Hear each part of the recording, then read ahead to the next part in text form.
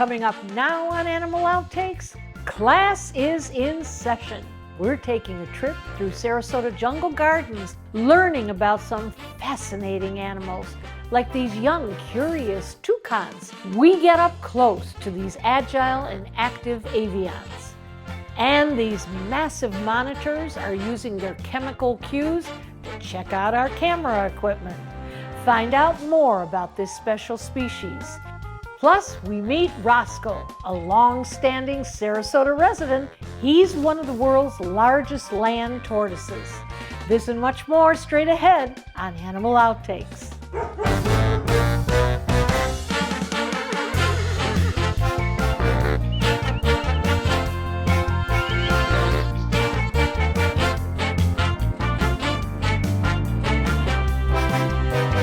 Living Florida history. That's one of the best ways to describe Sarasota Jungle Gardens. Family-owned and operated since 1939, the 10 acres of subtropical land is one of Florida's oldest continuously operating attractions. It was founded in the early 1930s by newspaperman David Lindsay. He joined forces with horticulturist Pearson Conrad and expanded the botanical sanctuary. They eventually began charging admission and attracted families from all over. In the 1960s, they even hosted several Miss Florida pageants at this location. Animals were introduced in the 70s after Dr. Arthur Allen purchased the property. His family continues to manage the site today. It's here where you'll discover more than 200 native and exotic animals, many of them rescued or surrendered species that now call the gardens home. The mission here? To educate and inspire through interactive experiences with animals and nature. They offer up-close interactions, letting you get the full experience of what it's like to be in the presence of some of the most iconic animals. Hoping that this kind of connection will inspire generations to come with the gift of authentic nostalgia with an old Florida feel. And many of the birds like to be hand-fed. Our visit begins with a special kind of toucan. The keel-billed toucan is the national bird of Belize, and the two we're about to meet were pet surrenders. Staff have worked to curate a space at the gardens to accommodate the intricate dietary needs of these animals while providing plenty of enrichment for their playful personalities. They are very curious. These are our keel-billed toucans. They're about a year and a month old. We have a male and a female. They are a type of bird. Their beaks can actually grow 1/3 of their whole body length. It's actually made of keratin, which is the same thing that your fingernails are made out of. Once they get older, you'll see the black lines start to appear more on their beaks, and it becomes like a jagger edge. So I have a bowl of mango that they are going nuts for. They were someone's pet that thought it would be a cool pet to have and didn't realize the maintenance that these guys take. They have to be on a low iron diet. They can't just be fed any kind of feed or any kind of fruits or vegetables. So they didn't realize that it would take that much work to have these guys. So we have to make sure that the enclosures are upkept, that they are at certain regulations for each animal. Especially for birds, they have to be length where they can have a full wingspan to be able to fly around. Toucans are also known as clumsy birds because they don't fly as well as other birds, just say for instance birds of prey, eagles or anything like that. So they're considered a clumsy bird. They do like a lot of fruits, vegetables, but they also do eat insects. They have a real small, like tiny tongue. It's very, very thin that they help throw the food back into their throats. So the noises that they make almost sound like a frog croak. It's a very weird sound when you hear it first thing in the morning or later in the day. When they came to us, they didn't have any tail feathers. She didn't have any at all, which she's starting to get some. He's still starting to grow his. So he'll have the long black tail feathers just like she does. They are a breeding pair. They're not brother-sister. They were previously bought from 2 different facilities and put together. So we are hoping in the near future to have some toucan babies, just because now they are considered threatened in the wild, just because people like to take them from the wild and have them as pets. They are a handful. When we first got these guys in, they were not used to humans. So we have to get them kind of used to the humans when they come in here, and give them a minute to kind of settle in. We are hoping to have these guys trained enough to where we can use them in shows. That way people can get more familiar with a toucan. They can live up to 20 years old. In captivity, they're known to live longer than that just because they have no predators to get them. They are fed daily. They're fed what they need to eat. So their lifespan is a lot longer in captivity than it is in the wild. They are known to sleep in old woodpecker holes.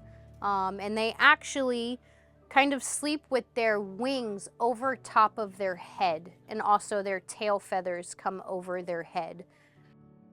At the age of 2, they become mature, so that would be full grown. So they can get about 17 to 22 inches long. We do give all of our birds different enrichments throughout the day or different days. Some days they will get, if you look right here, we have something that we've made that we put their diet in, and it just helps them create or reenact what it would be like in the wild to get their food. As a reminder, every state has different legal restrictions when it comes to owning a toucan. In Florida, it's imperative you check with FWC for the latest rules and regulations, along with any local mandates. And now, we journey a little further into the gardens, where we meet a flamboyance of flamingos. This particular family of this iconic species has been at the gardens for several generations, and as you will see, they're not worried about invading anyone's personal space when it comes to snack time. So these are our flamingos. We are 1 out of 10 places in the entire world that you can actually hand feed our flamingos.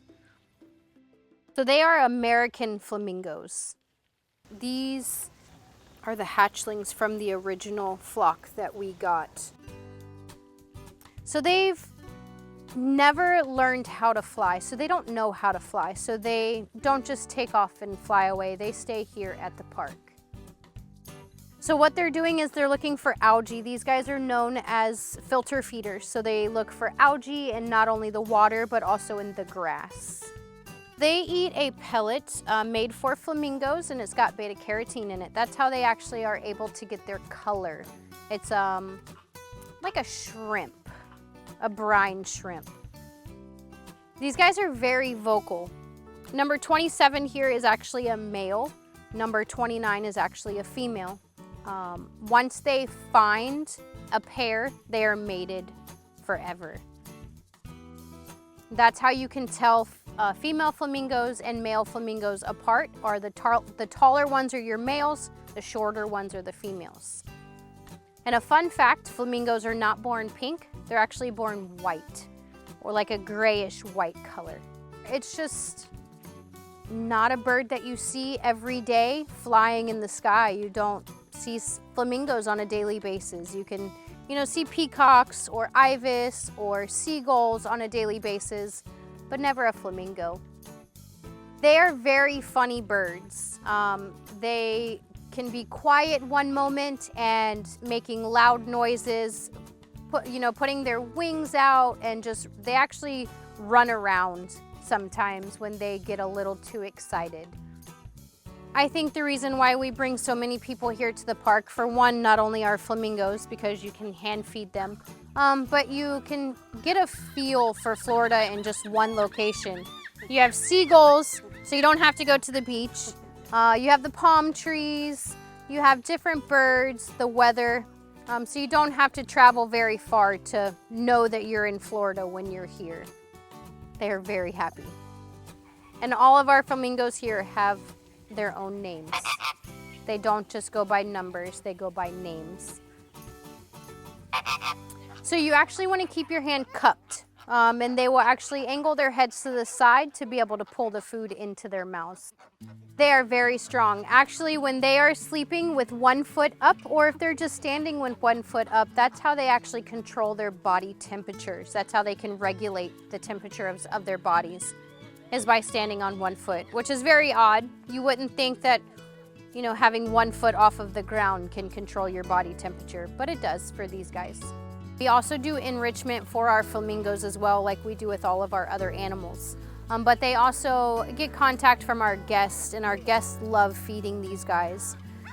There is a point in the middle of the day between 12:30 to 12:45 that these guys will walk into the water and they take a break from eating. They know their limits as well. They don't get overfed, so they know how much they want to eat. They can bite, but they do not have teeth, so it's almost just like a pinch. It is not where they're gonna take your skin away. Hi, David. So a funny fact that I do have, a lot of guests that come to our park think that the ibis birds, which are the white ones playing in the water, are actually baby flamingos, and they are not. Now the flamingos are scared of the peacocks. If the peacocks get close, the flamingos will run away. Everybody taking a nap over here? You guys hungry? Come here. Here. It is nice to have these guys here at the park. That way people can come here and kind of get to know flamingos and see them without seeing them in their actual natural habitat. It's a weird feeling. They're not biting, they're just trying to get the food off of your hand. And you can tell these guys have been playing in the clay. So during breeding season, the education department put out nests for them to see if they were going to use them during breeding season. So they still like to play in it. This guy right here still has the clay on his beak you can tell he's been playing in it today. So that's how we know that they've been interacting with it.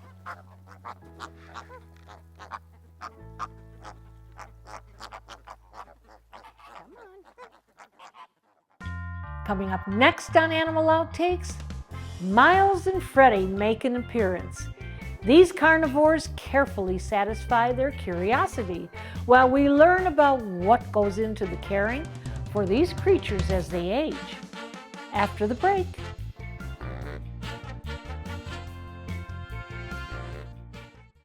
At Dante's Den Foundation, we let the dogs tell us who they are. We welcome our boarding friends with open arms and open hearts. When your pup spends time with us, we offer a personalized experience, from how they like to play to when they need to relax. Our staff is on site 24/7, and we honor dietary needs along with special requests. We do our best to make it a home away from home by providing a safe and comfortable environment. Dante's Den Foundation. It's a great place to be a dog.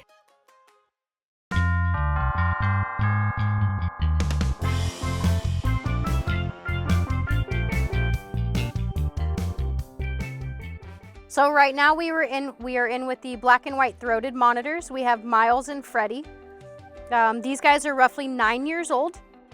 So they can live until about 25 years old. Again, these guys don't have to worry about any predators because they are captive. They do get fed weekly, a couple times a week. So they eat rats, mice, chicks. They also eat what's called a crock chow, which is basically a meat-based grounded up compacted into like a little pellet. So it's kind of like cereal for them. They also like eggs. So these guys were also former pets that someone owned, could no longer care for. They brought them to us and donated them here almost 7 years ago. So these guys are found in East Africa. They can get up to 60 pounds as well, and over 4 to 7 feet long. A way that they defend themselves in the wild is with their tails. They can strike you with their tails. They can also climb really well and dig. That's why if you see here on their claws, they have really, really sharp claws. These guys do shed just like snakes and other reptiles, so we have to make sure the shed doesn't stay stuck on them, that they're eating and they're drinking. We do have vets that come out here and check these guys on a regular basis just to make sure that they're still healthy, that they don't have any health issues. We actually found out through x-raying that Freddie here actually has arthritis in the back end. The reason we do that is so they can live a longer life at Jungle Gardens. Taking care of them like if they were your own pets. So enrichment with these guys, we take them out into the sun area because they do love the sun. It's just how they keep their bodies warm. But we take them on walks. We have interactions with these guys. They go out on outreaches or for birthday parties for children to be able to see them, to learn about them. They just love to be worked with. I think it just shows them what's actually out there in the world, because not a lot of people get to travel to other countries to see the animals that other countries have. So it's nice to have animals like this here at the park that they can actually come and see and be pretty close to and be able to book an interaction with them and learn more about them. So he is tasting right now. What he's doing is he's bringing out his tongue to see if there's the scent particles in the air, bringing them back into his mouth, and then that helps him figure out if it's prey, predator, if there's food, if he can eat it. They really like mice and chicks. Miles here is just a big baby. He loves to be rubbed on. He loves to be held. He just loves the attention. So they shed about twice a month. We also do have to soak them if they do end up having shed that is stuck on them. We do have to soak them like you would a snake or any kind of other lizards. So actually, when it is mating season, the males will actually give off a scent that smells like maple syrup. That is a known fact. You can ask any of our educators that work with these black and white throated monitors that when it is breeding season, they walk around smelling like maple syrup. If you'd like to learn more about these monitors or the many animals at this location, go to SarasotaJungleGardens.com. But don't go anywhere. Our tour continues after the break. We get up close with a guy who's been at the park longer than anyone else.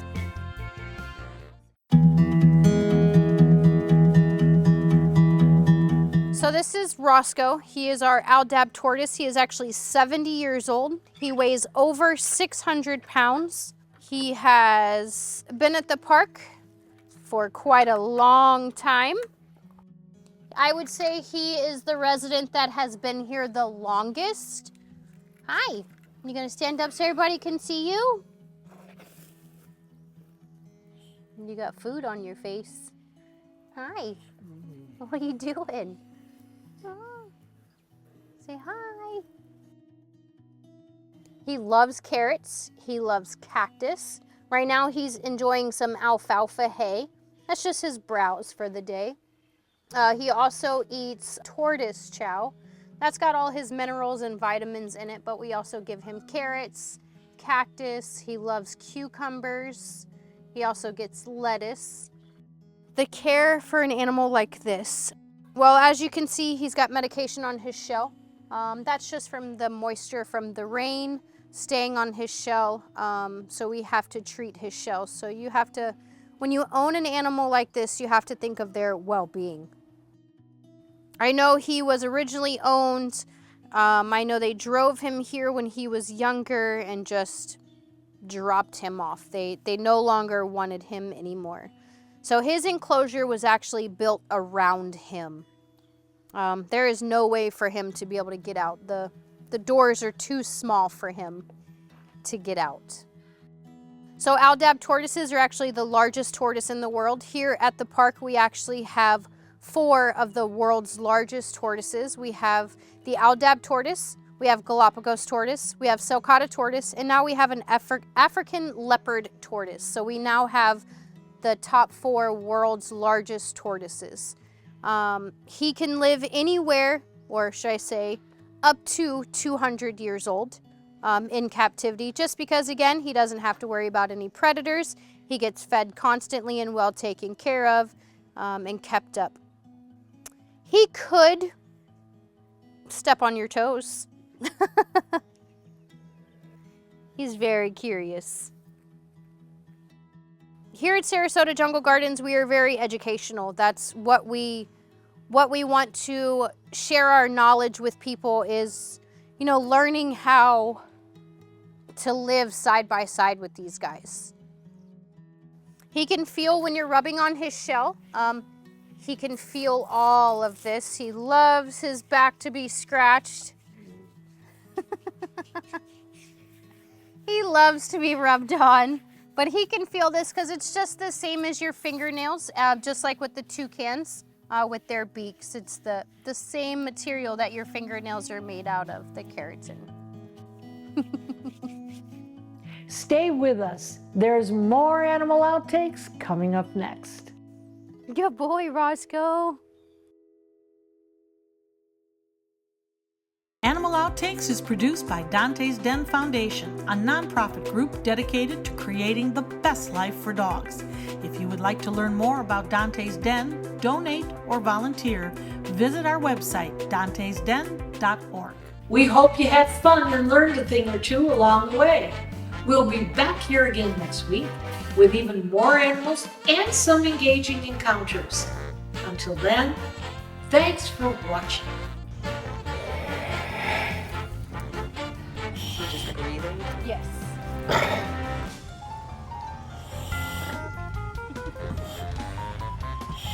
Yes, the peacocks are free roaming, so they don't belong to the park. They're here because they know people are going to feed them. I mean, and we'll come in the mornings and they'll be lined up by the front door. And they can actually fly and they know how to fly. So, but they just stand there and wait. And then once the park opens, they'll come like fly over the fences. They'll stay here. As soon as we close down, they go out into the neighborhood. Same thing with the ibis and the seagulls. They do the same thing.